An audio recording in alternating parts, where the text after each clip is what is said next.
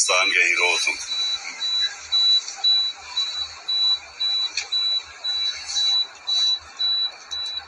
इब्तिसाम आई जीती I S sir.